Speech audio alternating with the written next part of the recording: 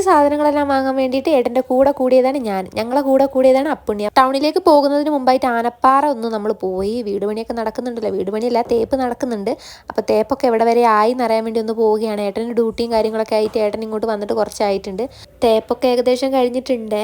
പിന്നെ ദേ കുറച്ച് മീൻ വാങ്ങാമെന്ന് വിചാരിച്ചു. അയിലയാണ് ഇന്ന് വാങ്ങിയത്. എളുപ്പപ്പണിക്ക് അയിലയിൽ അങ്ങോട്ട് ഒതുക്കി. യാത്ര ചെയ്യാൻ മടിയുള്ള അപ്പുണ്ണി നമ്മളെ കൂടെ കൂടിയത് എന്തിനാണെന്നറിയോ? ഈ ഒരു ഉദ്ദേശത്തോടു കൂടിയാണ് അവൻ വന്നത്. അവൻ്റെ കൂട്ടുകാരൊക്കെ ഓർബീൻസ് എന്ന് പറഞ്ഞൊരു സാധനം കൊണ്ടുവന്ന് അതെനിക്ക് വാങ്ങിയേ പറ്റുള്ളൂ എന്ന് പറഞ്ഞിട്ട് പിടിയാല കൂടിയതാണ്. അപ്പം ഞാനിവിടെ വന്ന് കടക്കാരനോട് ചോദിച്ചപ്പോൾ കടക്കാരൻ എന്നോട് ചോദിച്ചു ഓർബിറ്റ് ആണോ കഴിക്കുന്ന സാധനമാണോ എന്ന്.